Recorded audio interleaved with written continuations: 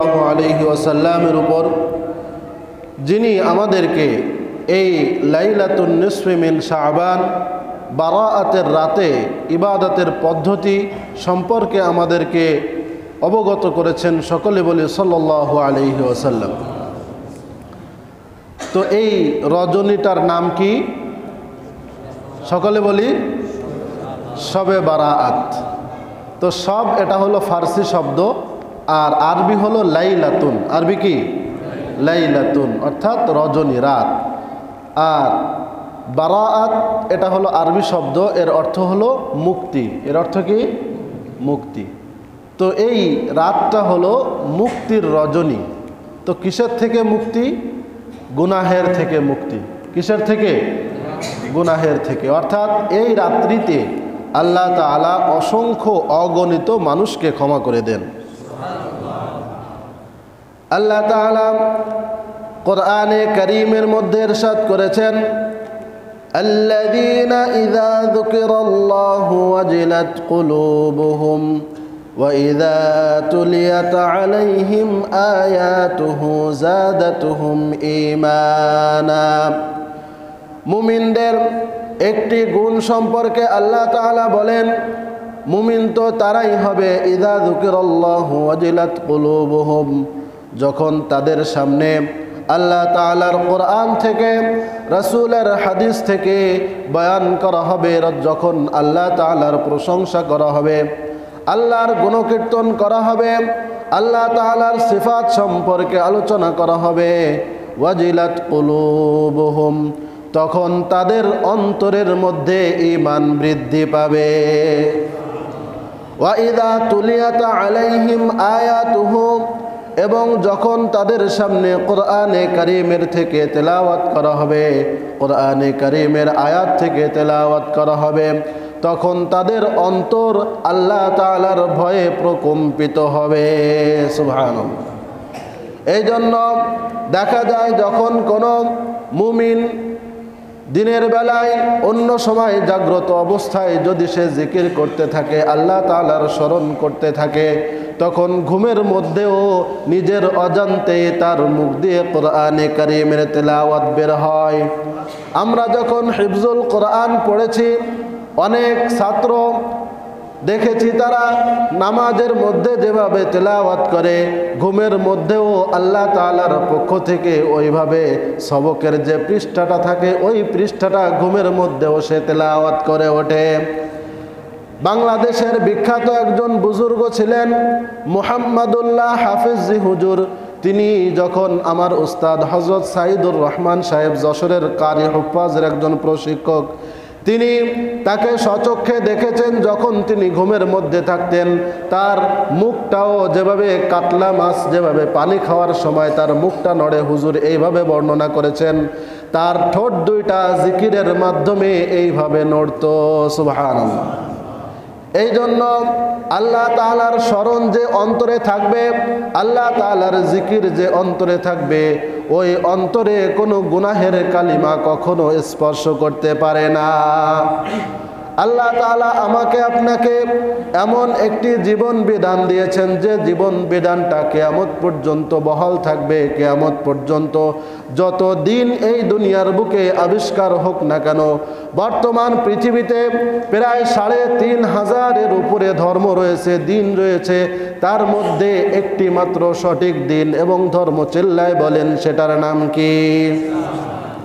এই ইসলাম ধর্মে কোনো দরখাস্ত ছাড়াই আল্লাহ তাআলা আপনাকে আমাকে ইসলাম ধর্মে দীক্ষিত করেছেন।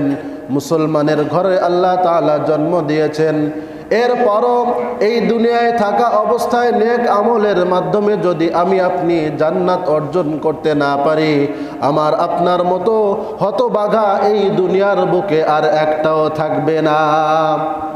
আল্লাহ তাআলা বলেছেন, ওয়ালাকাদ যারানা লিজাহান্নামা কাসীরাম মিনাল জিন্নি ওয়াল ইনস লাহুম কুলুবুল লা ইয়াফকাহুনা বিহা ওয়া লাহুম আ'য়ুনুল লা ইউবসিরুনা বিহা ওয়া লাহুম আযানুল লা ইয়াসমাউনা বিহা উলাইকা কাল আনআমি বাল হুম আদাল উলাইকা হুমুল গাফিলুন।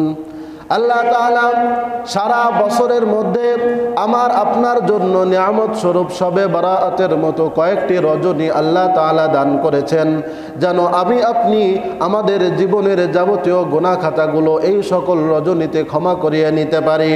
যদি আমি আপনি আমার আপনার গুনাহ খাতা আল্লাহ তাআলার কাছ থেকে ক্ষমা করায় না নিতে পারি, আল্লাহ না করুন যদি আমার আপনার ঠিকানা যদি জাহান্নাম হয়, আল্লাহ তাআলা বলেন তারা হলো চতুষ্পদ প্রাণীর থেকেও নিকৃষ্ট।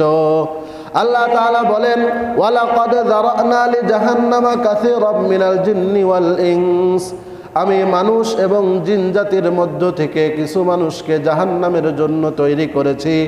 তাদের গুণাবলী কি হবে সে সম্পর্কে আল্লাহ তাআলা কিছু গুণ সেখানে পরবর্তীতে বর্ণনা করেছেন। আল্লাহ তাআলা বলেন লাহুম কুলুবুন লা ইয়াফকাহুনা বিহা, তাদের অন্তর রয়েছে কিন্তু ওই অন্তর দিয়ে ভালো কথা অন্তরের মধ্যে ঢোকে না, ওই অন্তর দিয়ে কোরআন হাদিসের কথা ওই অন্তরে কোনো প্রভাব ফেলে না। কোরআন হাদিসের যখন আলোচনা করা হয়, আয়াত তেলাওয়াত করা হয়, ওই অন্তরে আল্লাহ তাআলা মোহর এঁটে দিয়েছেন, ওই অন্তরে কোনো প্রভাব পড়ে না। এমন অন্তর যদি কারোর থাকে, আল্লাহ তাআলা বলেন ওই ব্যক্তি হলো জাহান্নামের অধিবাসী হবে। লাহুম কুলুবুন লা ইয়াফকাহুনা বিহা, হাজার হাজার বক্তার ওয়াজ শেষ শুনে কিন্তু তার আমলের মধ্যে কোনো পরিবর্তন নাই, তার দিনের মধ্যে কোনো পরিবর্তন নাই, ফ্যামিলির মধ্যে কোনো পরিবর্তন নাই, তার ব্যক্তি জীবন সামাজিক জীবনে কোনো পরিবর্তন হয় নাই। হাজী সাহেব হজ করে আসছেন, হজ করে আসার আগেও তিনি টেলিভিশন দেখতেন, টেলিভিশনে অশ্লীল জিনিস দেখতেন, হজ করে আসার পরও তিনি অশ্লীল জিনিস দেখেন। তার পরিবারে হজ করে আসার পূর্বে তার পরিবারে কোনো পর্দা ছিল না, হজ করে আসার পরও একই অবস্থা। হজ করার পূর্বে তিনি সুদের সঙ্গে জড়িত ছিলেন, হজ করে আসার পরও একই অবস্থা। তাহলে বুঝতে হবে ওই ব্যক্তির হজ আল্লাহ তাআলার দরবারে কবুল হয় নাই, ঠিক না? এই জন্য আল্লাহ তাআলা বলেছেন লাহুম কুলুবুন লা ইয়াফকাহুনা বিহা, তাদের অন্তর রয়েছে কিন্তু অন্তর থাকা সত্ত্বেও তারা আল্লাহ তাআলার কথা শ্রবণ করে না, অন্তর দিয়ে সেগুলো তারা অনুধাবন করে না। এই শ্রেণীর ব্যক্তিকে আল্লাহ তাআলা জাহান্নামের জন্য তৈরি করেছেন। কিসের জন্য? জাহান্নামের জন্য। তো আমরা কি কেউ জাহান্নামে যেতে চাই? আমরা কি জাহান্নামে যাওয়ার জন্য এখানে সমবেত হয়েছি, এখানে আসছি? তাহলে আজকে শবে বরাত থেকে আমাদেরকে শিক্ষা নিতে হবে যে আমরা যতটুকু শুনবো ততটুকু আমল করব। পারা যাবে তো ইনশাআল্লাহ? কে কে আমরা যতটুকু শুনবো ততটুকুর উপরে আমল করব? দুই হাত তুলে আল্লাহ তাআলাকে দেখায়। আল্লাহ তাআলা হাতগুলাকে কবুল করে নিন, সকলে বলে আমিন। দ্বিতীয় যে গুণ আল্লাহ তাআলা পরবর্তীতে বর্ণনা করেছেন ওয়ালাহুম আযানুল লা ইয়াসমাউনা বিহা, তাদের কান রয়েছে কিন্তু সেই কান দিয়ে তারা শ্রবণ করে না, তারা ওই কান দিয়ে গান শ্রবণ করে, হিন্দি গান, বাংলা গান, যত গান রয়েছে গানের একটা শব্দ শুনলে পুরা গান সে বলে দিতে পারবে। কিন্তু আল্লাহ তাআলার কোরআনের একটি মাত্র সূরা, সূরা ফাতিহা যদি প্রত্যেক নামাজে লাগে, সেই সূরা ফাতিহা 20, 30, 40, 50 বছর বয়স হয়ে গিয়েছে কিন্তু এই একটি সূরা সে ভালোভাবে শিখতে পারে নাই। এমন লোক আমাদের সমাজে না আছে? আমাদের পাইকাছে না আছে? আমাদের মসজিদের মুসল্লিদের মধ্যে সবাই কি সূরা ফাতিহা সহিশুদ্ধভাবে তেলাওয়াত করতে পারে নাকি? আছে? এই জন্য আমাদের এই কান আল্লাহ তাআলা গান বাদ্য শোনার জন্য দেন নাই, বরং আল্লাহ তাআলা কোরআনে কারীম, আল্লাহ রসুলের হাদিস শোনার জন্য এই পবিত্র কানকে আল্লাহ তাআলা আমার আপনার জন্য দিয়েছেন। যদি এই কান দিয়ে আমি আপনি গান বাদ্য শ্রবণ করে কিয়ামতের দিন এই দুনিয়ার বুকে যদিও আমি আপনি বেঁচে যাব, কিয়ামতের দিন বাঁচার কোনো উপায় থাকবে না। এই কান আপনার আমার বিরুদ্ধে আল্লাহ তাআলার শাহী দরবারে মামলা দায়ের করবে। আল্লাহুম্মা নাখতিমু আলা আফওয়াহিহিম, সূরা ইয়াসিনের মধ্যে আল্লাহ তাআলা বলেছেন আমি আজকে তাদের মুখে আমি মোহর এঁটে দেব, ওই মুখ দিয়ে আর মিথ্যা কথা বলার কোনো সুযোগ থাকবে না, মুখ দিয়ে মিথ্যা কথা বলা যাবে না। কানের জবান আল্লাহ তাআলা খুলে দিবেন, ওই কান আপনার আমার বিরুদ্ধে সাক্ষ্য দায়ের করবে। আল্লাহ তাআলা দরবারে বলবে হে আল্লাহ, গভীর রাত্রে কানে হেডফোন দিয়ে সে হিন্দি গান, অশ্লীল গান সে শ্রবণ করেছে, আমি নিজেই সাক্ষী। এই কান দিয়ে আপনি শিশি ডালা যেভাবে উত্তপ্ত হয়, উত্তপ্ত সেই আগুন তার কান দিয়ে আপনি ঢালার ব্যবস্থা করে দিন। আর আল্লাহ তাআলা আযাবের ফেরেশতাদের এমন ফেরেশতা নিয়োজিত করবেন যারা কানে শোনেও না, চোখেও দেখে না, তাদের কোনো অন্তর নাই। আল্লাহ তাআলা যেভাবে আদেশ করবেন ওর বাইরে তারা এক বিন্দুও যেতে পারে না। এমন ফেরেশতা লাগানো হবে আযাবের জন্য। ওই সময় ঘুষের কি কোনো কারবার থাকবে যে আপনি 50,000 কি রাখেন, আমাকে এবারের মতো মাফ করেন, এই সুযোগ কি থাকবে? থাকবে না। এজন্য আল্লাহ তাআলা মৃত্যুর আগ পর্যন্ত আপনার আমার জন্য সুযোগ রেখেছেন। একবার আজরাইল আলাইহিস সালামের সঙ্গে দেখা হবে কয়বার?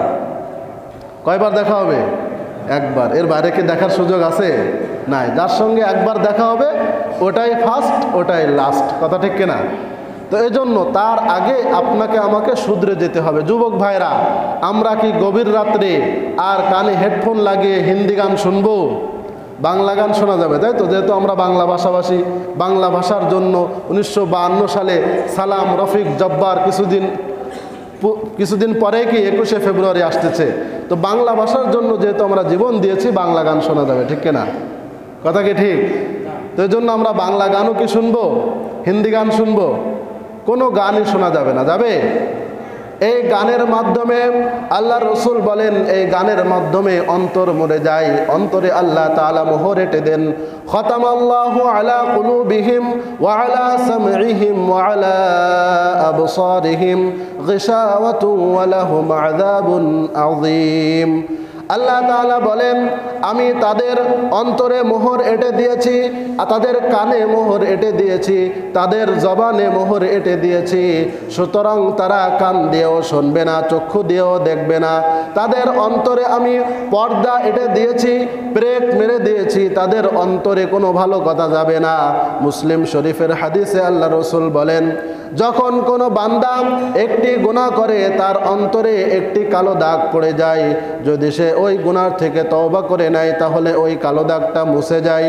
যদি গুনাহ থেকে তওবা না করে এইভাবে একের পর এক বিভিন্ন প্রকারের বিভিন্ন ধরনের গুনাহে হেসে লিপ্ত হয়, এরপর আস্তে আস্তে যেভাবে রান্না করার পর যদি ওই হাঁড়িটা সুন্দরভাবে পরিষ্কার না করা হয়, সেখানে কালি জমতে জমতে যেভাবে পুরু হয়ে যায়, পরবর্তীতে ওই কালি উঠানোর জন্য বড় কোনো অস্ত্র ব্যবহার করা লাগে। অনুরূপভাবে মানুষের অন্তর গুনাহ করতে করতে এমনভাবে কালো হয়ে যায়, ওই অন্তরে ভালো কোনো কথা আঘাত খেয়ে, ড্রপ খেয়ে, বল যেভাবে দেওয়ালের সঙ্গে ড্রপ খেয়ে ফিরে যায়, অনুরূপভাবে ভালো কথা তার অন্তরের মধ্যে কোনো প্রভাব ফেলতে পারে না, বরং খারাপ কথা তার অন্তরে, ওই কালিমা মাখা যে কথা রয়েছে সেই কথাগুলো তার অন্তরে প্রবেশ করে। ভালো কথা তার অন্তরে কি ঢুকবে না। এইভাবে একের পর এক কালিমা যখন তার অন্তরে পড়তে থাকবে, তখন ওই অন্তরে হিন্দি গান শুনতে খুবই কি ভালো লাগবে, বাংলা গান শুনতে ভালো লাগবে, অশ্লীল জিনিস শুনতে ভালো লাগবে, কোরআন হাদিসের কথা ওই কান দিয়ে আর প্রবেশ করবে না। তো এই জন্য কোনো গুনাহ যখন হয়ে যাবে, শয়তান এসে আমাকে আপনাকে ধোঁকা দিবে যে এক গুনাহ এতবার করে আল্লাহ তাআলার কাছে কি ক্ষমা চাওয়া যায়? শয়তানের ধোঁকা। এটা কি শয়তানের ধোঁকা। আল্লাহ তাআলা বলেছেন, যত গুনাহের কথা আল্লাহ তাআলা কোরআনে কারীমের মধ্যে বলেছেন, এর সব গুনাহের পরে আল্লাহ তাআলা অপশন রেখেছেন, ইল্লাল্লাযীনা তাবু। এই গুনাহের থেকে, চুরির কথা যেখানে আল্লাহ তাআলা বলেছেন ওই চুরির থেকে তওবা করলে চুরির গুনাহ মাফ করে দিবেন কে? কেউ যদি জেনা ব্যভিচার করে, ওই জেনা ব্যভিচারের থেকে আল্লাহ তাআলার কাছে ক্ষমা চাইলে আল্লাহ তাআলা ক্ষমা করে দিবেন। কেউ যদি সুদের সঙ্গে জড়িত থাকে, ওই সুদের গুনাহের থেকে যদি আল্লাহ তাআলার কাছে খালেস দিলে তওবা করে, আল্লাহ তাআলা ক্ষমা করে দিবেন। কেউ যদি কারোর কাছ থেকে অন্যায়ভাবে ঘুষ নিয়ে থাকে, ওই ঘুষের গুনাহ থেকে যদি আল্লাহ তাআলার কাছে তওবা করে, তাহলে আল্লাহ তাআলা ওই তওবা করার কারণে তার গুনাহ ক্ষমা করে দিবেন। কিন্তু আল্লাহ তাআলার হক যেগুলা রয়েছে, এইগুলা ক্ষমা করার ক্ষমতা আল্লাহ তাআলার রয়েছে। যদি বান্দার গুনাহ আপনার আমার সঙ্গে সম্পৃক্ত হয়ে যায়, ওই বান্দার গুনাহ আল্লাহ তাআলা ওই বান্দা ক্ষমা করার আগ পর্যন্ত ক্ষমা করবেন না। বান্দার কাছ থেকে আগে ক্ষমা চাইতে হবে। পিতামাতার কাছে অপরাধ করছেন, পিতামাতার সঙ্গে দুর্ব্যবহার করা হয়েছে, আগে কার কাছে ক্ষমা চাইতে হবে? পিতামাতার কাছে। একজনের কাছ থেকে অন্যায়ভাবে তার কাছ থেকে সুযোগ পেয়ে সুযোগে সদ্ব্যবহার করে একজন বিপদে পড়ছে, হয়তো আপনার দ্বারস্থতার হওয়া লাগছে, আপনি হয়তো ওই বিষয়টি সমাধান করতে পারবেন, তো ওই বিষয়টা সমাধান করার জন্য আপনি সুযোগে সদ্ব্যবহার করে তার কাছ থেকে কি টেবিলের নিচ দিয়ে কিছু আদান প্রদান করলেন, তাহলে যতক্ষণ পর্যন্ত ওই বান্দাকে আপনি ওই টাকাটা পরিশোধ না করবেন বা তার কাছ থেকে ক্ষমা চেয়ে না নেবেন, ততক্ষণ পর্যন্ত আল্লাহ তাআলাকে ক্ষমা করবেন? করবেন না। অনুরূপভাবে আপনার জমির পাশে একজনের জমির আইল রয়েছে।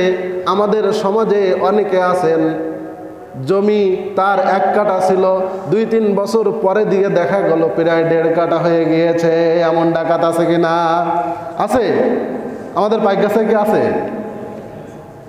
সমাজে তারা সকলে চিহ্নিত, কিন্তু তারপরও তাদের এটা একটা নেশা, ঠিক কিনা?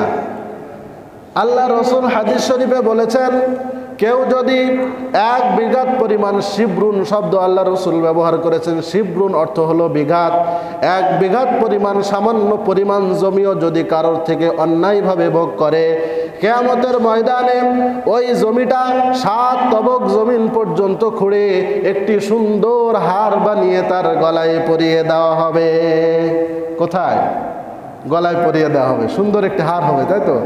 7 তবক জমিন পর্যন্ত ওই হারটা, ওই মাটিটা খোঁড়া হবে এবং ওই মাটি দিয়ে আল্লাহ তাআলা ফেরেশতাদেরকে বলবেন যে সুন্দর একটা কি বানাও, হার বানাও। হারের ওজন তো খুব বেশি একটা হবে না, হবে 7 তবক জমিন পর্যন্ত খুঁড়লে কি হারের ওজন অনেক বেশি হবে? অল্প হবে নাকি?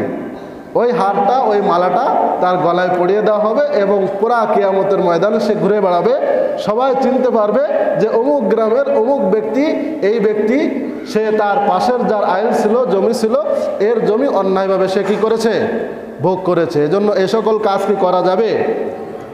শবে বরাতের থেকে, গুনাহের থেকে মুক্তির রজনী, কি কি গুনাহ আমার আপনার মধ্যে হয় সেগুলো জানার দরকার আছে কিনা?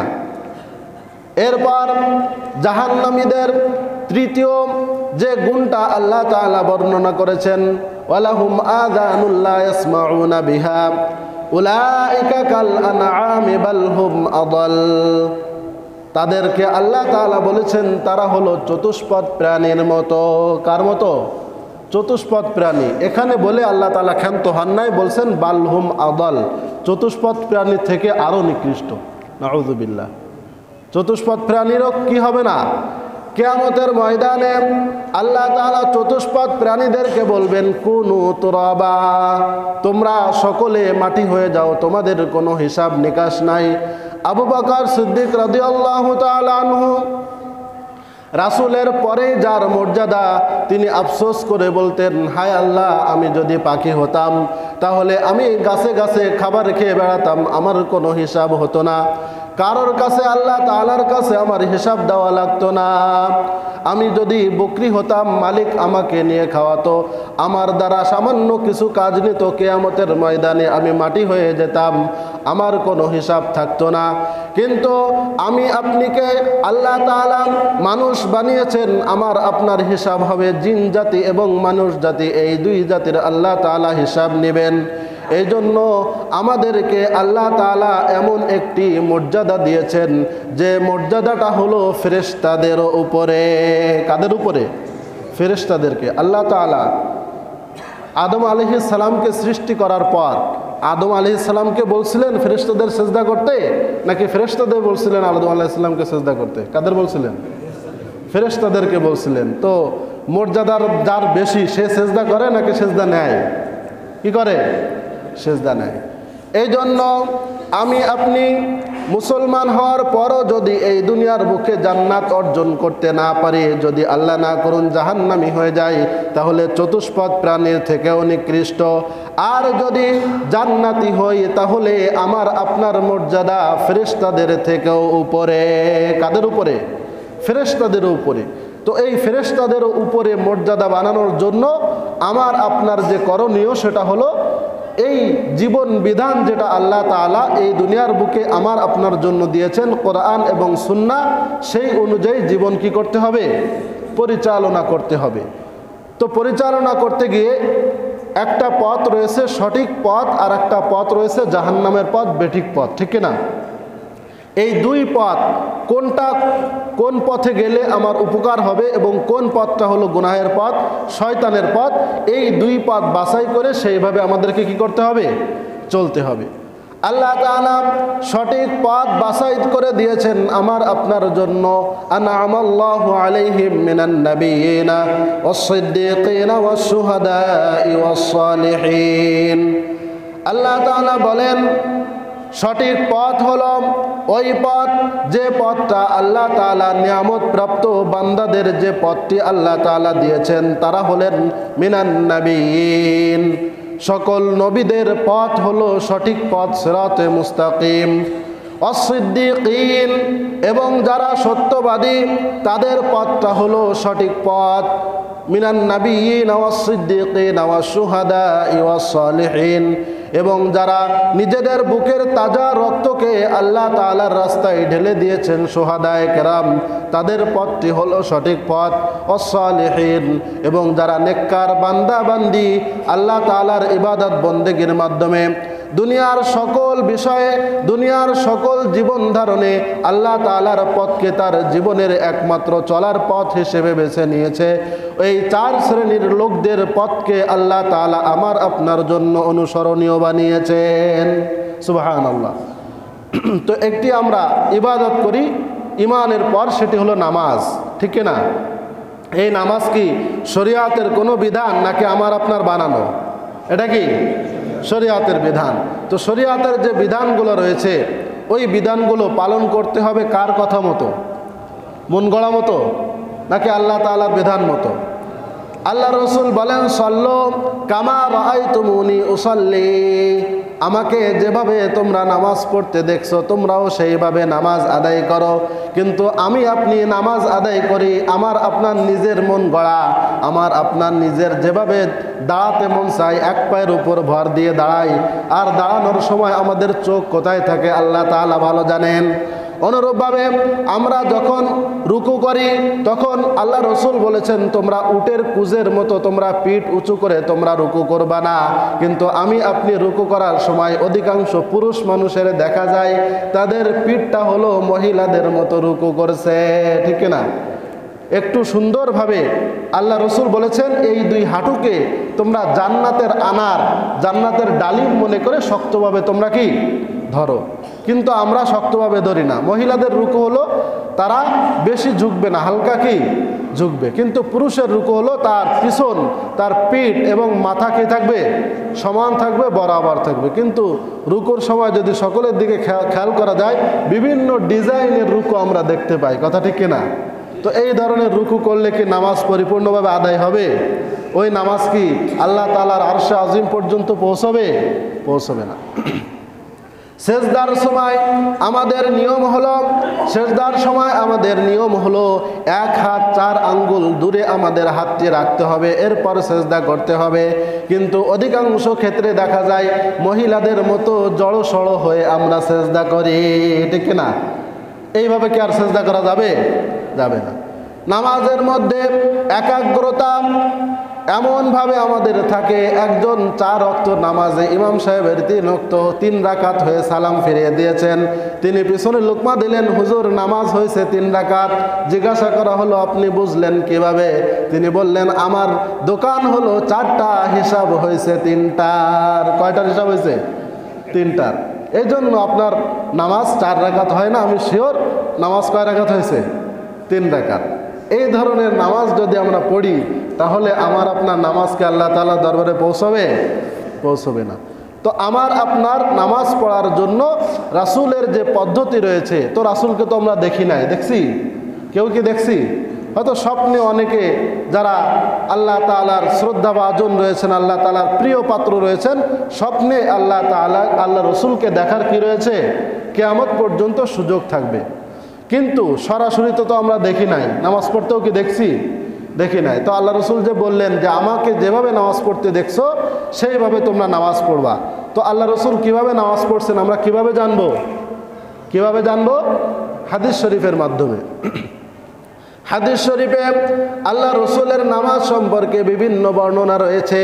তো আমরা যে ফিকার অনুসরণ করি, যে ফকিহের অনুসরণ আমরা করি, সেই ফকিহের ফিকা আমাদের মেনে চলতে হবে।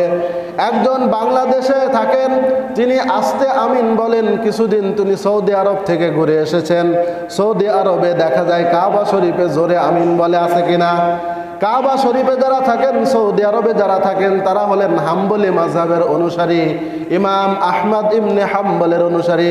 তার মাযহাব অনুপাতে তার মত হলো আল্লাহ রসুলের জোরে আস্তে উভয় প্রকারের হাদিস আল্লাহ রসুল বলেছেন। কিন্তু আল্লাহ রসুল আস্তে হাদিস বলেছেন এটা হলো নামাজের মূল নিয়ম হিসেবে। আর মাঝে মাঝে তিনি জোরে বলেছেন সাহাবায়ে কেরামকে শিক্ষা দেওয়ার জন্য যে সূরা ফাতিহার পর নামাজের মধ্যে আমিন বলতে হয়। কি বলতে হয়? ইসলামের শুরুর জামানা কেউই তো জানেন না, ওহী আসে শুধু রাসূলের উপরে, আর কারোর উপরে কি ওহী আসতো না। এখন আল্লাহ রসুল যদি না শেখান তাহলে কি সাহাবায়ে কেরাম শিখতে পারবেন না। এই জন্য তিনি সবসময় আস্তে আমিনই বলেছেন, মাঝে মাঝে সাহাবায়ে কেরামকে শিক্ষা দেওয়ার জন্য কি বলেছেন? জোরে আমিন বলেছেন। তো যে সাহাবী দূর দূরান্ত থেকে আল্লাহ রসুলের পিছনে 1 বা 2 ওয়াক্ত নামাজ পড়েছেন, উনি এসে শোনেন যে আল্লাহ রসুল আমিন জোরে বলেছেন, তিনি এটা গিয়ে প্রচার করলেন যে আল্লাহ রসুলকে আমি জোরে আমিন বলতে দেখেছি, তিনি এই কথাটা সত্য বলেছেন নাকি মিথ্যা বলেছেন? কি বলেছেন? সত্যই বলেছেন। কিন্তু আসলে কন্টিনিউ যারা ছিলেন, অর্থাৎ কিবারে সাহাবা আল্লাহ রসুলের সঙ্গে সব সময় থাকতেন, তাদের হাদিস বেশি গ্রহণীয়।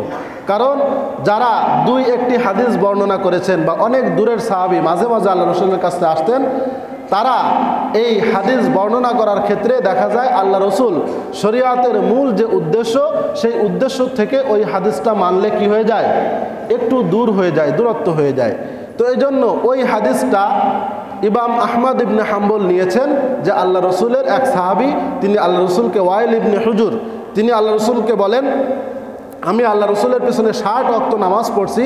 আল্লাহ রসুল তিনি 53 ওয়াক্ত নামাজে, মতান্তরে 57 ওয়াক্ত নামাজে তিনি আস্তে আমিন বলেছেন, আর বাকি 3 ওয়াক্ত নামাজে কি বলেছেন? জোরে আমিন বলেছেন। তো আহমদ ইবনে হাম্বল তার মাযহাব অনুসরণ করা হয় হলো সৌদি আরব, মধ্যপ্রাচ্যের অনেক দেশে। তো সেটা আমি আপনি যদি 1-2 বছর সৌদি আরব থেকে এসে যে বাংলাদেশের আলেম ওলামা বলেন আর বাংলাদেশের মাদ্রাসার হুজুরা বলেন, কেউই কোরআন হাদিস কিছুই কি জানে না, ওখানে তো দেখে আসলাম কি জোরে আমিন বলে, ঠিক কিনা? তো আসলে কি ঘটনা সেটা নাকি ভিন্ন কিছু? তো এই জন্য শরিয়াতের মেন যে থিম, সেগুলো আমাদেরকে বুঝতে হবে। শরিয়াত এক একজনের জন্য এক এক রকম, বিষয়টা এমন না। 200 হিজরির পর থেকে নিয়ে 4টি মাযহাবের উপরে সকলের ঐক্যমত হয়ে গিয়েছে। ফিকার দিক থেকে যে কোনো একজনের অনুসরণ করতে হবে। ভিন্ন ভিন্ন সুবিধাবাদ জিন্দাবাদ, যার যার সুবিধা মতো যে কোনো একটা মাযহাবের ভিন্নতা করা যাবে না। এক এক সময় এক এক মাযহাবের অনুসরণ করা যাবে না, বরং যে কোনো একটি মাযহাবকে আঁকড়ে ধরে থাকতে হবে। এইভাবে যদি আমি আপনি ইবাদত করি, তাহলে আমার আপনার ইবাদত কবুল করে নেবেন একজন। চিল্লায় বলেন তিনি কে? আমার আপনার ইবাদতের জন্য আল্লাহ রসুলের হাদিস যেভাবে অনুসরণীয়, সাহাবায়ে কেরামের হাদিসও অনুসরণীয়। আল্লাহ রসুল বলেছেন আসহাবি কান নুজুম ফাবিআইহিম ইক্তাদাইতুম ইহতাদাইতুম।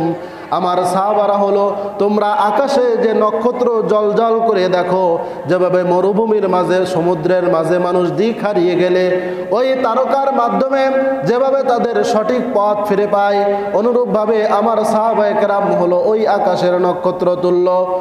সমুদ্রের মাঝে নাবিকের জন্য যেভাবে ওই তারাটা তার সঠিক পথ এনে দিতে পারে, অনুরূপভাবে রাসূলের একজন সাহাবীকে যদি আমি আপনি সঠিকভাবে অনুসরণ করি, তাহলে আমার আপনার জন্য সিরাতে মুস্তাকিম পাওয়া সহজ হবে, ঠিক না?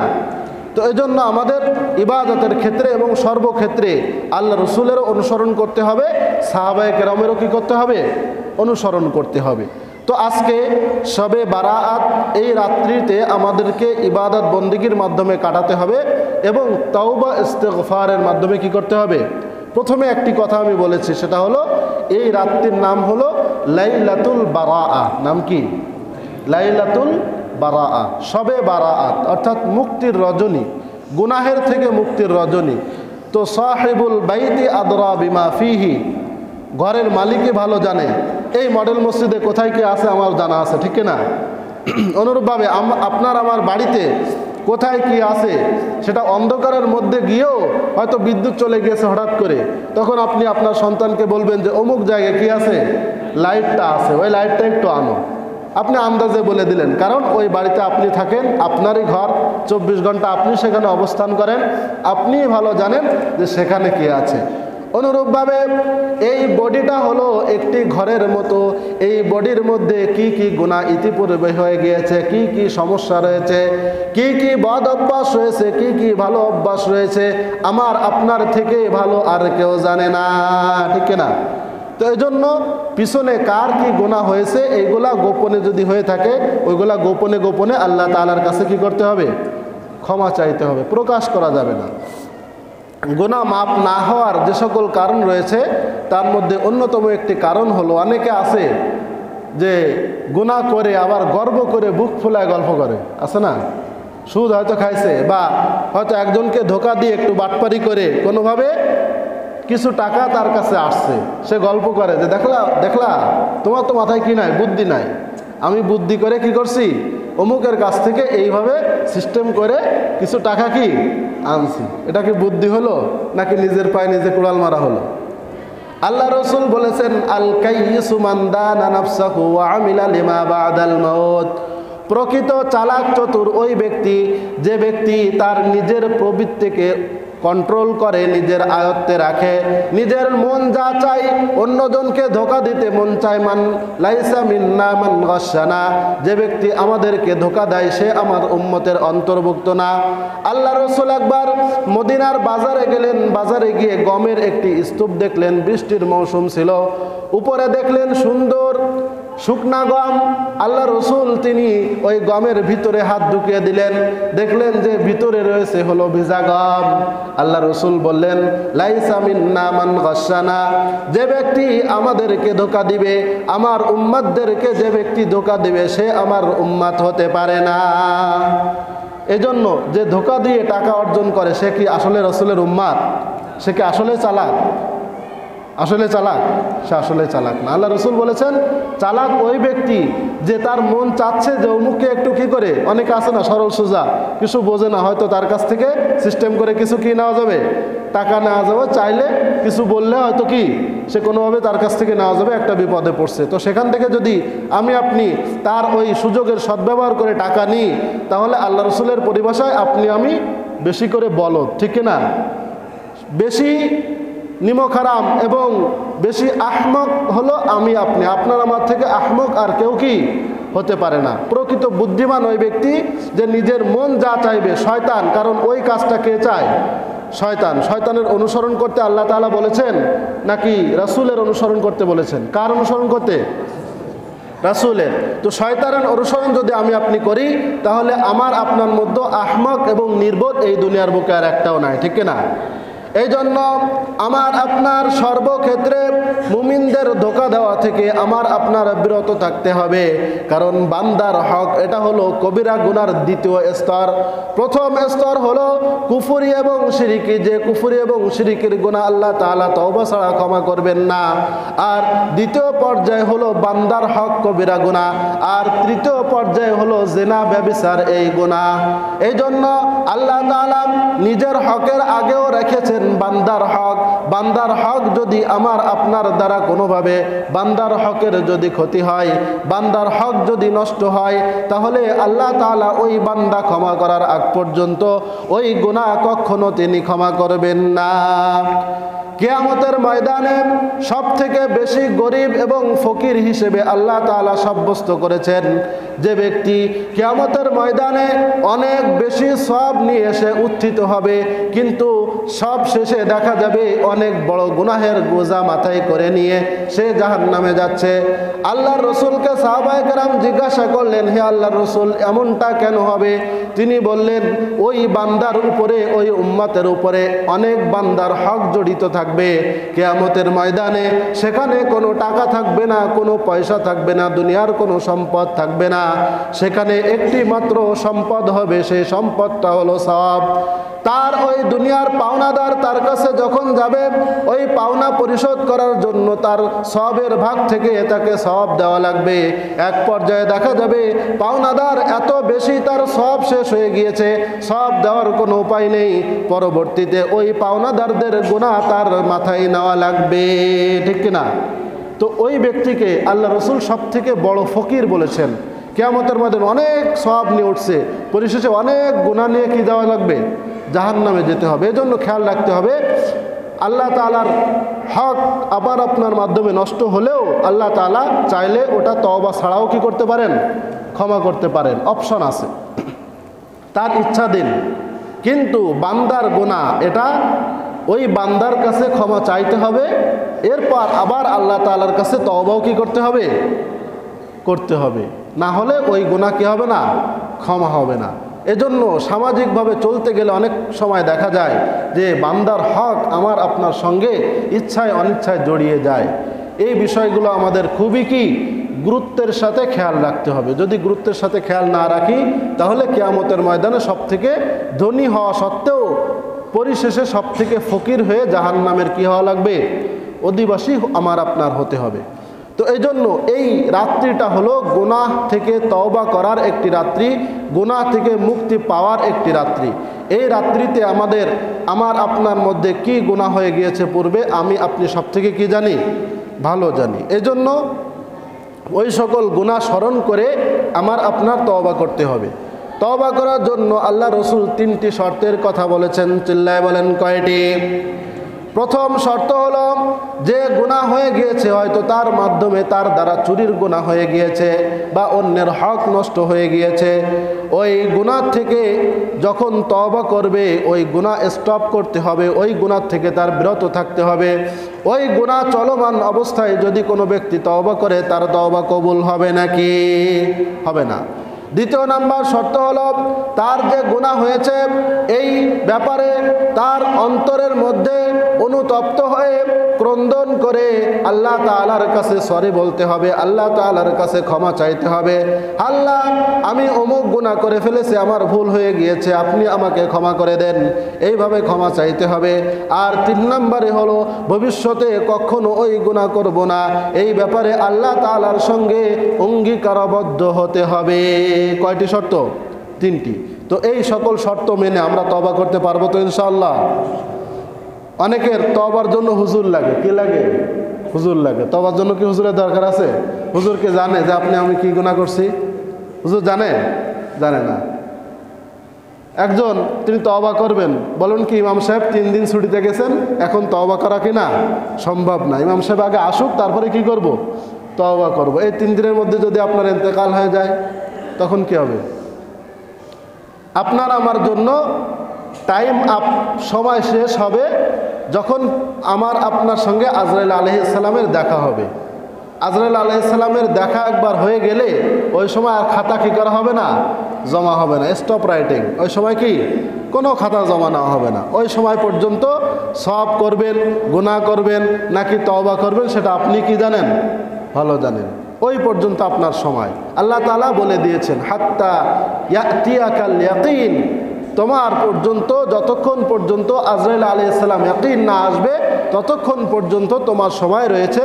এই সময়ের মধ্যে আমি 2টা পথ তোমার জন্য দিয়ে দিয়েছি, সঠিক পথ সিরাতে মুস্তাকিম এবং আরেকটা হলো শয়তানের পথ, হিজবুল্লাহ হিজবুশ শয়তান। এই 2টা পথ আমি দিয়ে দিয়েছি। এখন ডিসিশন ইজ ইয়োর্স। তোমার ডিসিশন তোমাকেই নিতে হবে, তোমার সিদ্ধান্ত তোমাকেই নিতে হবে কোন পথে তুমি পরিচালিত হবে, কোন পথে তোমার জীবনকে তুমি পরিচালনা করবে। তো আমরা হিজবুল্লাহ হতে চাই নাকি হিজবুশ শয়তান হতে চাই? কি হতে চাই? চিল্লায় বলি হিজবুল্লাহ হতে চাই। হিজবুল্লাহ হতে হলে আমাদের এই পুরা বছরের মধ্যে যে কয়েকটি রজনী রয়েছে এই রজনীগুলোকে আমাদেরকে কাজে লাগাতে হবে। কারণ ব্যস্ততার কারণে হয়তো সারা বছর সম্ভব হয় না। তো ভালো করে ক্ষমা চাওয়ার জন্য সরকারিভাবে ছুটিরও ব্যবস্থা আছে, ঠিক কিনা? সরকারি ছুটি আছে না সবাই বাড়াতে। তো এই জন্য আমাদেরকে যেহেতু বিভিন্নভাবে সুযোগ রয়েছে, আল্লাহ তাআলার পক্ষ থেকেও সুযোগ দেওয়া হয়েছে, এই রাত্রিগুলোতে পিছনের যত গুনাহ আছে ওই গুনাহগুলো স্মরণ করে করে নাম ধরে ধরে, গোপনে নাম ধরলে কেউ কি শুনতে পাবে? পাবে না। আল্লাহ তাআলার কাছে বলতে কি লজ্জা লাগে? লজ্জা লাগে? লজ্জা লাগলে বুঝবেন ওটা হলো শয়তানের ধোঁকা। কার ধোঁকা? শয়তানের ধোঁকা। বনি ইসরায়েলের একটি ঘটনা আমি বলে থাকি, মুসলিম শরীফের হাদিসে আল্লাহ রসুল বলেছেন, বনি ইসরায়েলের এক লোক তিনি 99টা খুন করছিলেন। কয়টা? এটি সত্য ঘটনা। আমরা হয়তো অনেক সময় এই ঘটনাটি শুনেছি। 99টা খুন করার পর একজনের কাছে গেলেন, আল্লাহ রসুল তাকে মুসা আলাইহিস সালামের জামানায় 99টা খুন করার পর একজন ইহুদি আলেমের কাছে তিনি গেলেন, বললেন, হুজুর, আমার অন্তরে অনুভব হয়েছে আমি যত মানুষকে খুন করেছি আমি ভুল করেছি, এখন আমি তওবা করতে চাই। তখন ওই আলেম বললেন, তুমি কি করেছো? তিনি বললেন, আমি 99টা খুন করছি। ওই আলেম বললেন, সম্ভব না। তখন তিনি রাগান্বিত হয়ে বললেন, যখন সম্ভব না, আপনাকে দিয়ে আমি সেঞ্চুরিটা কমপ্লিট করে। তখন ওই আলেমকেও তিনি হত্যা করলেন। এতদিন তো সাধারণ মানুষ মারছে না, আলেম মারার পর তার অন্তরের মধ্যে জ্বালা আলো বেড়ে গেল। তিনি বললেন, আমি এটা কি করলাম? একজন আলেমের রক্ত আমার হাতে লেগেছে। তখন তিনি তড়িঘড়ি করে একজনের কাছে গেলেন যে আমি এখন কি করতে পারি। তার এক ভাই পরামর্শ দিলেন, অমুক জায়গায় একজন আলেম রয়েছেন, বিজ্ঞ আলেম রয়েছেন, তার কাছে তুমি যাও, তিনি তোমার সঠিক পথটা বলতে পারবেন, তুমি ক্ষমা পাবে কি পাবে না। তখন তিনি রওনা হলেন। প্রতিমধ্যে তার মৃত্যু হয়ে গেল। আজরাইল আলাইহিস সালাম এসে তার জানটা কবজ করে নিলেন। তখন রহমত এবং আযাবের ফেরেশতা, উভয় ফেরেশতা সেখানে উপস্থিত হলেন। জিবরাইল আলাইহিস সালাম আল্লাহ তাআলার কাছে বললেন যে অমুক ব্যক্তির জান আযাবের ফেরেশতারা নিয়ে যাবেন নাকি রহমতের ফেরেশতারা নিয়ে যাবেন? আল্লাহ তাআলা তাকে বললেন যে তুমি যে ব্যক্তিকে মারার পর আলেমের বাড়ির দিকে রওনা দিয়েছে, তুমি এই রাস্তার মাপ দাও, যার বাড়ির দিকে পথ বেশি হবে আর যার বাড়ির দিকে পথ কম হবে সেই ফেরেশতারা তার জানটা নিয়ে যাবে। দেখা গেল তার ওই ব্যক্তি রওনা হওয়ার পর যাকে মারছে তার বাড়িটা নিকটবর্তী ছিল এবং যার কাছে যাচ্ছেন তার বাড়িটা দূরবর্তী ছিল। তখন আল্লাহ তাআলা জিবরিল আমিনকে তিনি আদেশ দিলেন যে আলেমের কাছে তিনি তওবা করার জন্য যাচ্ছেন তার দূরত্বটা তুমি কমিয়ে দাও। তখন জিবরিল আলাইহিস সালাম ওই দূরত্বটা কমিয়ে দিয়ে এই পাশে যাকে হত্যা করছেন সেই দূরত্বটা বাড়িয়ে দিলেন। বাড়িয়ে দেওয়ার পর আল্লাহ তাআলার কাছে সাহাবায়ে কেরামের নির্দেশে এবং ফেরেশতাদের নির্দেশে রহমতের ফেরেশতারা তার জানটা নিয়ে গেল। সুবহানাল্লাহ। সুবহানাল্লাহ ভাষায় গিয়ে বলেন, সকলে ঘুম আসতেছে তাই না? তো আমরা সকলে একটি জিকির করি, লা ইলাহা ইল্লাল্লাহ, লা ইলাহা ইল্লাল্লাহ, লা ইলাহা ইল্লাল্লাহ, মুহাম্মাদুর রাসূলুল্লাহ। আল্লাহ রসুল বলেছেন যে এই যে কালিমাটা আমি আপনি পড়লাম, এই কালিমাটার ওজন হলো যদি এক পাশে আসমান জমিন সব কিছু আপনি দিয়ে দিলেন আর এক পাশে এই কালিমাটা আপনি দিয়ে দিলেন, ভারী হবে কোনটা? এই কালিমাটা। সামান্য একটি বাক্য, দেখতে সামান্য, কিন্তু এর ওজন আসমান এবং জমিনের থেকে আরো 1000 গুণ বেশি, ঠিক কিনা? শেষে যে ব্যক্তি জান্নাতে যাবেন ওই ব্যক্তির গুনাহ এত বেশি হবে, তার সকল নেকি যদি তার এক পাল্লায় রাখা হয়, গুনাহের পাল্লা এক পাল্লায় রাখা হয়, গুনাহের পাল্লাটা ভারী হবে। তখন আল্লাহ তাআলা বলবেন, এই ব্যক্তির অন্তরে কালিমা আছে কিনা তোমরা দেখো। সাহাবায়ে কেরাম এবং যারা ফেরেশতা থাকবেন তারা বলবেন যে হ্যাঁ, তার অন্তরে কালিমা রয়েছে। তখন একটি কাগজে লিখে কালিমা তার ওই সওয়াবের পাল্লায় দেওয়া হবে।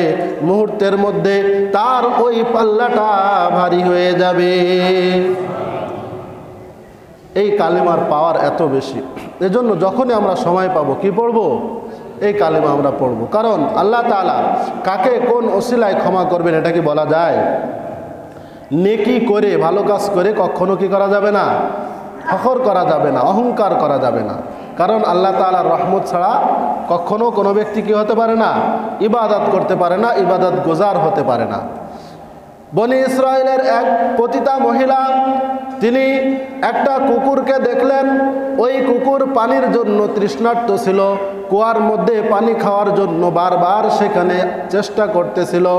তখন তার দয়া হলো, তার পায়ে মোজা ছিল এবং ওড়না দিয়ে ওই মোজাটা কূপের মধ্যে ফেলে সেখান থেকে ভিজিয়ে তিনি ওই কুকুরকে পানি পান করালেন। মুসা আলাইহিস সালামকে স্বপ্ন দেখানো হলো ওই মহিলা জান্নাতবাসী হয়ে গিয়েছে।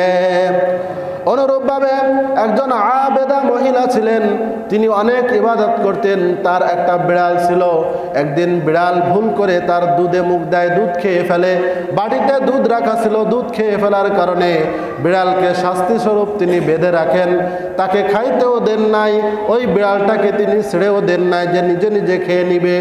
এরপর যখন ক্ষুধার্ত অবস্থায় ওই বিড়ালটা মৃত্যুবরণ করে, মুসা আলাইহিস সালামকে আল্লাহ তাআলা স্বপ্ন দেখালেন, ওই মহিলাকে আল্লাহ তাআলা জাহান্নামের অধিবাসী করেছেন। এজন্য নেক কাজ করতে থাকতে হবে। কি কাজ? নেক কাজ, ভালো কাজ, মানুষের উপকার করতে হবে। কারণ আপনি যদি উপকার করেন, ওই ফল আপনি হয়তো এই দুনিয়ার বুকে ভোগ যদি নাও করতে পারেন, আপনার সন্তানরা কি করবে? ভোগ করবে। তো এই জন্য ভালো কাজ করতে হবে, মানুষের উপকার করতে হবে, মানুষের সৎ পরামর্শ দিতে হবে। অনেকে আছে সমাজে যারা, কেউ একজন অসহায় ব্যক্তি তার কাছে পরামর্শ চাইতে আসছে, এমন পরামর্শ দিছে যে হয়তো ওর আর জীবনে উঠে দাঁড়ানো কিনা সম্ভব হবে না। এমন কাজ আমরা কেউ কি করব? ভালো পরামর্শ দিব। তার উপকার করতে না পারলেও কারোর ক্ষতির কারণ যেন আমি আপনি কি না হই। কারণ প্রত্যেকটা ভালো কাজের হিসাব রয়েছে, প্রত্যেকটা খারাপ কাজের কি রয়েছে? হিসাব রয়েছে। দুনিয়ায়ও হতে পারে, আর দুনিয়া যদি নাও হয় আখিরাতে কি ছাড় হবে?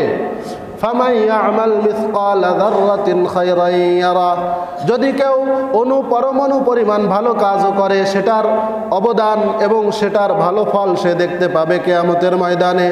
আর যদি পরমাণু পরিমাণ খারাপ কাজ করে, ওই খারাপ কাজের যে প্রতিদান রয়েছে সেই প্রতিদানও সে কিয়ামতের ময়দানে দেখতে পাবে। এজন্য ভালো কাজ করে যেতে হবে। কি কাজ? ভালো কাজ, নেক কাজ। আমরা সকলে করতে রাজি আছি তো ইনশাআল্লাহ? আমরা মানুষের উপকার করব, সৎ পরামর্শ দিব। তার উপকার করতে না পারলেও তাকে যেন অসৎ পরামর্শ আমি আপনি না দিই। অন্যের হক যেন আমরা কি না করি? নষ্ট না করি। আমার আপনার উপরে যাদের হক রয়েছে সেই হকগুলোর দিকে আমরা আপনার খেয়াল করব। পিতামাতার খেদমত করব, এবং পিতামাতা যাদের জীবিত আছে আমরা শুকরিয়া আদায় করব। তাদের নেক হায়াতের জন্য দোয়া করব। তাদের খেদমতের মাধ্যমে দুনিয়ার বুকে অনেক সন্তান আছে, আগে খারাপ অবস্থায় ছিল, হয়তো একটু ভালো অবস্থানে সে আসছে, পিতামাতাকে দেখে না, ঠিক না? পিতামাতার সঙ্গে দুর্ব্যবহার করে, এমন সংবাদ আছে কিনা এই সমাজে? তো এইগুলা যদি আমরা করি, হয়তো দুনিয়ায় সে অনেক ভালো আছে, কিন্তু এই ভালো না, ঠিক না? যদি আপনি গুনাহ করতেই আছেন, আপনার কোনো সমস্যা হচ্ছে না, তাহলে বুঝবেন কি আছে? ডাল মে কুছ কালা হ্যায়। আল্লাহ তাআলা আপনাকে এমনভাবে ধরবেন, বেশি উপরে উঠলে পড়ার যে আওয়াজ এবং পড়ার যে আঘাত সেটা কিন্তু বেশি হয়, ঠিক না? তো এই জন্য যদি খারাপ কাজ কোনো ব্যক্তি করতেই আছে কিন্তু তার কোনো কি হচ্ছে না? সমস্যা হচ্ছে না, তাহলে বুঝবেন পরবর্তীতে এমন সমস্যা তার হবে যেখান থেকে তার উত্তরণের কোনো পথও সে খুঁজে পাবে না, ঠিক না? তো এই জন্য বিশেষ করে আমরা বান্দার হকের গুলোর দিকে আমরা খেয়াল রাখবো। আমরা বান্দার হক নষ্ট করব না। আমাদের সন্তান সন্ততি যারা রয়েছে তাদেরকে আমরা সুশিক্ষায় শিক্ষিত করব, ইসলামী শিক্ষা দিব। যদিও আমরা স্কুল কলেজে পড়াই, তারপরও তাদের মৌলিক ইসলামী যে জ্ঞান রয়েছে এই জ্ঞানগুলো আমরা দিব। কারণ এই জ্ঞানগুলো, দ্বীনি জ্ঞান যদি তার মধ্যে থাকে, তাহলে সে কখনো মদ খাবে না। খাবে? সবজি খাবে? গাঁজা খাবে না। তো এই ধরনের যে কাজগুলো রয়েছে এই কাজগুলো সে কি করবে না। এই জন্য দেখবেন যে আসলে যারা উলামায়ে কেরাম, তাদের রক্তে যখন রক্ত অন্যকে দেওয়া হয়, আমি নিজেও প্রায় 4 বার আমি রক্ত দিয়েছি অন্যকে, তো এই রক্তে কোনো কি নাই? ভেজাল নাই। কারো কোনো নেশা নাই তো? আছে? নাই। এখন মাদক দ্রব্য ধরতে গিয়ে আমাদের প্রশাসন হিমশিম খেয়ে যাচ্ছে, ঠিক কিনা? এর অন্যতম একটি কারণ হলো ওই মূল ভিতে দ্বীনি শিক্ষা নাই। কি নাই? দ্বীনি শিক্ষা নাই। দ্বীনি শিক্ষা যদি থাকে, কোনোদিন দেখছেন যে কোনো হুজুর বসে গাঁজা খাচ্ছে? দেখছেন? দেখেন, হয়তো 2-1 ইল্লা মাশাআল্লাহ 2-1 হতেও পারে, বা হয়তো সে হুজুর না, কিন্তু কেউ যেন তাকে সন্দেহ না করে এজন্য হুজুর শাসছে, ঠিক না? এমনও হতে পারে। মসজিদ থেকে যদি জুতা চুরি হয়, দেখেন হুজুর চুরি করছে, বুঝবেন যে হুজুর না, মূলত হুজুর সেজে কি করছে? চুরি করাটা যেন সুবিধা হয়, কেউ সন্দেহ না করে, এজন্য হুজুর সাজছে। তো এই জন্য আমরা সন্তানদেরকে গোড়ায় দ্বীনি শিক্ষা দিব। যদি সে স্কুলেও পড়ে, সকালে যেন সে মক্তবে আসে, কোরআন যেন সহিশুদ্ধভাবে পড়তে পারে। কারণ দ্বীনি শিক্ষা যদি শুরুতে না দিই, ওই সন্তান বর্তমান যে ডিজিটাল যুগ রয়েছে, এই ডিজিটাল যুগে, ইন্টারনেটের যুগে তার ভালো থাকা খুবই কি কষ্টকর। এজন্য আমরা সন্তানদেরকে দ্বীনি শিক্ষা দিব এবং তাদেরকে নামাজে আমরা নিয়ে আসব, নামাজের আদেশ করব। নামাজ যদি না পড়ে, গুনাহের একটা পার্সেন্টেজ আপনার আমলনামায় কোনটি কি আসবে। কারণ আল্লাহ রসুল বলেছেন, মুরু সিবিয়ানাকুম বিসসালাতি ইযা কানু সাবআ সিনিন, 7 বছর হলে ছেলে হোক মেয়ে হোক তার নামাজের আদেশ করতে হবে।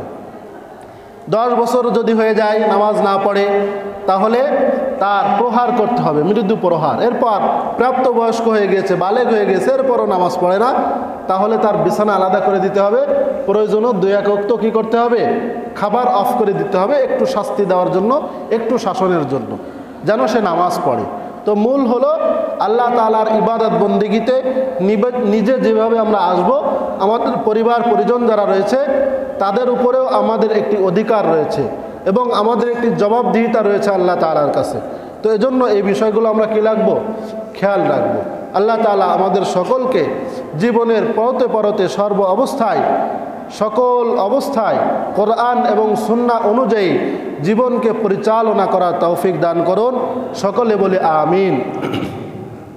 আমরা সকলে ইস্তেগফার পড়ি। ইস্তেগফার পড়তে তো হুজুর লাগে নাকি? আমরা